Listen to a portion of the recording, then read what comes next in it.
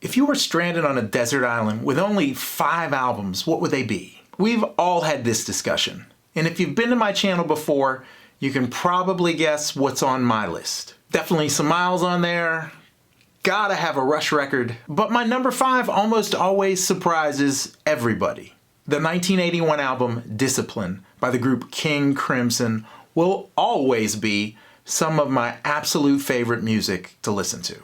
I spent about 3 or 4 of my early teenage years obsessed with progressive rock, and this album is like prog rock meets new wave, meets avant-garde, meets minimalism. The title track, Discipline, is this amazing song in which the 4 members of King Crimson are all playing in about 4 or 5 different time signatures simultaneously. It's a really great example of what we call polymeter.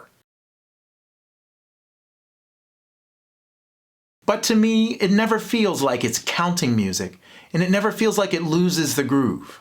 Let me explain. The song is set up with a 2-guitar figure in 5/8 time. 2 guitars that sonically match each other, and one is playing a 2-3 grouping,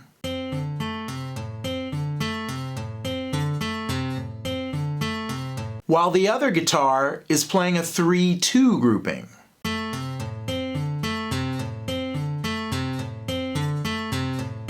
And it sounds almost phased because both guitars are playing the same 5-note pattern, but each is starting at a different place.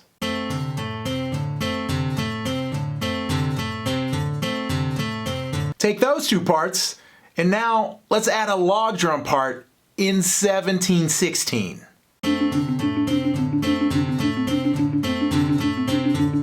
But in an effort to be what he calls both simple and complex, Bill Bruford plays a very simple quarter note bass drum pattern underneath all of that.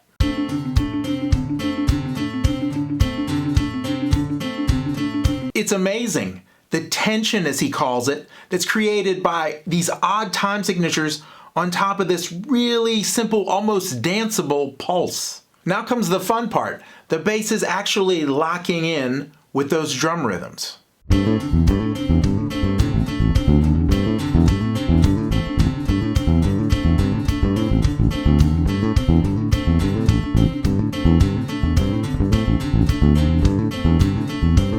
I've seen a few transcriptions online, including the official one, which says that the bass is more or less playing in 17/16 and locking with that pattern.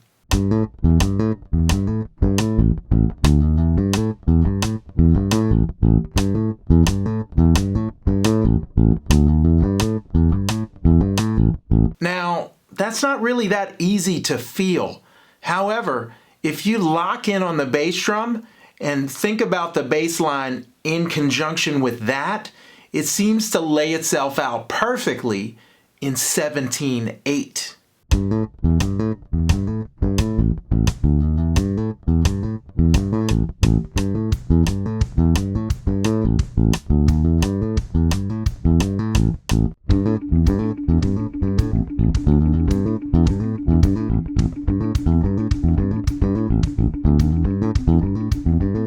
That's 4 musicians playing 4 different time signatures from the beginning of the song. And it doesn't stop there. They play off of 3s, they play off of 9s, they go on to play off of 5s. And it works so well because it's polymeter.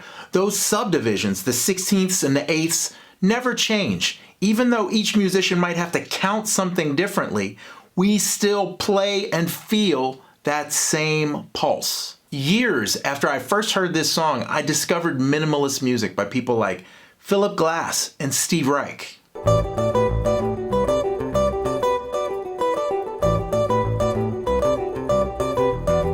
And right away, I could hear the connective thread, the pulse, the repetition, the groove.